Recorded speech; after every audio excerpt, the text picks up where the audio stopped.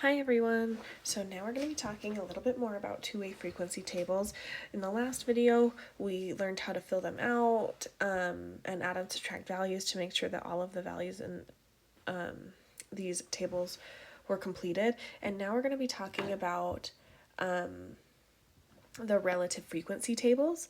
So once we have a two-way frequency table, we can find relative frequency tables, which basically tell you the percentage of each thing happening. So given the total amount of people surveyed, we can find the percentage of someone being male and liking an SUV or a sports car versus someone being female and liking an SUV. So, and with that information, we can answer some questions. The first thing we're going to do on all of these is to fill out the relative frequency table, which is provided to you. And that's just some simple math. And then once we fill that out, then we'll answer the question. So let's get started with the first example. So these are the same examples as what we used last time. I just used the filled out tables that we already created. And now on the second table, those are our relative frequency tables, so we still have to fill those out. So when we fill out relative frequency tables, they're like percentages. And they're percentages based on the total amount of people surveyed. So in this first example, the total amount of people surveyed was 240. What that tells me is, and I also know, if I look at the top left box, that there were 21 males that liked SUVs. So to find the percentage of males that liked SUVs, what I can do is do 21 divided by the total, which is 240. And what that gives me is 0.0875. On a lot of these, we're just going to round to two decimal places, so I can say this is 0.09. Now, if I multiply that by 100, I can get a percentage. 0.09 times 100 would be 9%, which means that out of everybody that was surveyed, 9% were males who liked SUVs. Okay, now we can do the same thing with females that like SUVs. So there were 135 females that liked SUVs, and we divide that by the total, which is 240, and I get 0.5625. I'm going to round that to two decimal places, so I get 0.56. And now we can do it for the total. So there were 156 people that liked SUVs. We're going to divide that by the total amount of people that were surveyed, which is 0.65. So I get 0.65, which means that 65% of all people surveyed wanted an SUV. Now let's go down the sports car column. I'm going to do 39 divided by 240 to figure out how many males wanted a sports car, and that is 0.1625, so I get 0.16 when I round it. 16% of people surveyed were males that wanted sports cars. Now I'm going to do 245 divided by 240. I get 0.1875, which gives me 0.19 when I round it.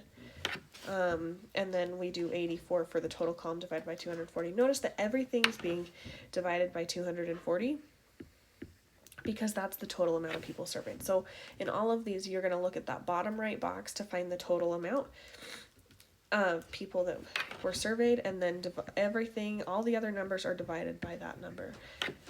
All right, and then we're almost there. 180 divided by 240 gives you 0.75. Now, if I do 240 divided by 240, I should get 1, which makes sense, because if I convert 1 to a percentage, that would give me 100%, which means that this is accounting for 100% of all people who were surveyed. All right, so there's my relative frequency table. And now we have to answer this question. So the question says, find the probability that a person wants a sports car given they are female.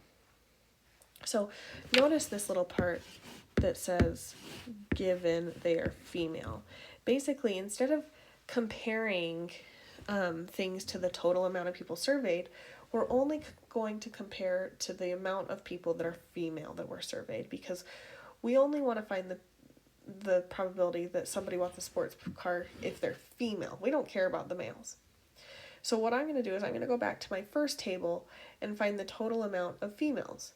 Now, based on my first table, there are 180 females that were surveyed, because I'm looking at the total, the female row, and then the total amount on there. Now that I have that, I want to find the probability that person wants a sports car. So when I look at it, I'm not going to look at the total amount of people that want a sports car, because I'm only considering the females. So I'm only going to look at the females that want a sports car. And I know there are 45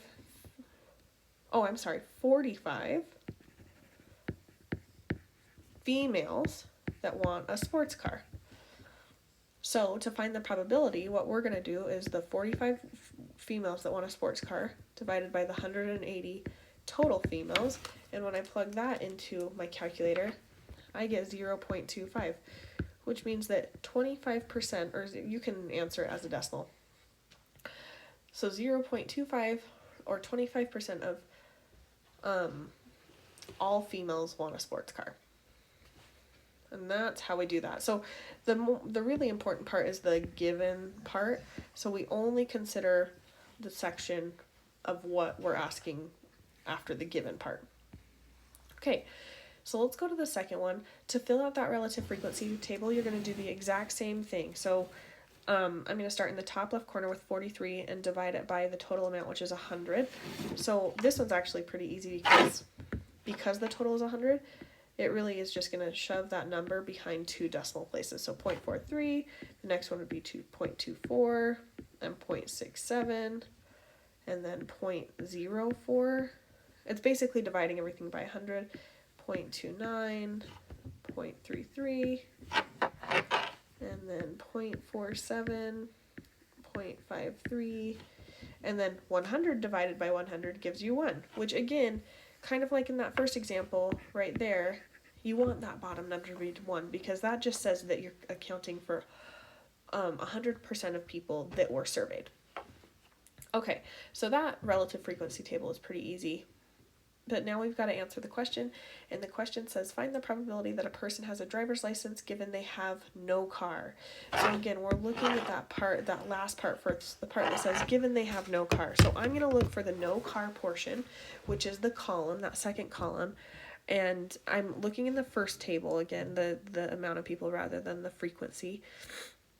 So there were 33 people that do not have a car, 33 no car people. And now that I know that I'm only focusing on the no car people, I'm only going to look at this column. Those are the only numbers I'm taking into consideration. And so it says, find the probability a person has a driver's license. So in that column, how many people have a driver's license? There are 4 people with driver's licenses that also have no car. Because I know that, to find the probability that somebody has a driver's license with no car, given that they already have no car, we do the 4 that do have driver's licenses divided by the 33 total people without the car. And so 4 divided by 33 gives me 0.12 approximately, which means 12% of all people who do not have a car have a driver's license. All right, let's go to this third example. Once again, we already have our filled out table. We just need to fill out the frequency table. To do that, in this case, the total number of people that were surveyed is 35. And so we're going to divide all of these numbers by 35. So that top left corner will do 12 divided by 35, which gives me about 0.34. Then 5 divided by 35 for the next one down, 0.14. 17 divided by 35, 0.49, 35, 0.09, 7 divided by 35, 0.2, 10 divided by 35, 0.29. And notice here that most of the time, if you don't want to continue to divide by the total, like divide by 35 in this case, the columns will add up. So if we look at the sports games column, we have 0.34 plus 0.14 gives us 0.49. That's because of the rounding, but if we were to, because 0.34 plus 0.14 should give us 0.48. If we weren't to have rounded, or if we were to round to 3 decimal places or 4 decimal places, it would add up a little bit easier. If you were really bored of dividing, you could potentially just add the columns, add the rows, and it would still work out pretty well. Okay, so 0.66, 0.34, and then this one should always be 1 because 35 divided by 35 is 1. Okay, so now let's answer the question. Find the probability a student's favorite activity is going to the movie theater given they are 10 years old. So I'm going to look at that, given they are 10 years old, which means that I'm only looking at this 10-year-old row. Oh, sorry, and we're going to look at the top one because that's a little bit easier to deal with than the percentages. So I'm looking at that 10-year-old row, and we know there are a total of 23 10-year-olds. So 23 10-year-olds. And we want to find the probability of student's favorite activity is going to a movie theater. So how many of those 10-year-olds liked movie theaters? There were 8 10-year-olds that liked the movie theater. And so to find the probability that a 10-year-old liked the movie theater, we would do 8 divided by the total amount of 10-year-olds, which is 23, and 8 divided by 23 gives me 0.35, which means 35% of the 10-year-olds that were surveyed wanted to go to the movie theater. All right, last example. Once again, this one's super easy because the total is 100. So basically that when I divide by 100, I just shove the decimal place up 2 decimals. So like this one will be 0.10, 0.55, 0.65, 0.25, 0.10, 0.35. Okay, and then 1. All right, so again, those are the percentages of the total. So like if I look at this one right here, that just says that 25% of people who were surveyed were male and liked baseball. Or like this one right here, 55% of all people surveyed were female and liked football. Or, whoa, I screwed that up. I was gonna say, that looked a little bit funny. I switched the females and the males. So let me hurry and switch that back. This should be female. And this should be male. So the top arrow is 25% of females. The 25% of people who are surveyed were female and like baseball.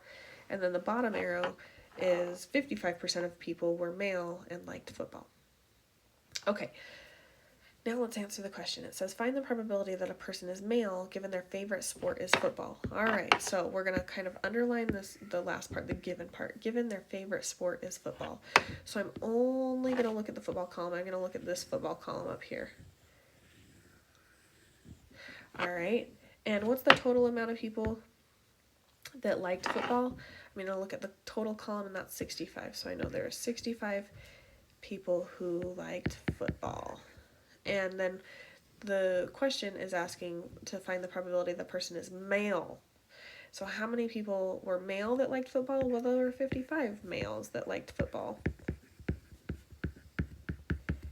So to find the probability that somebody is male, given they like football, we're going to do 55 over 65.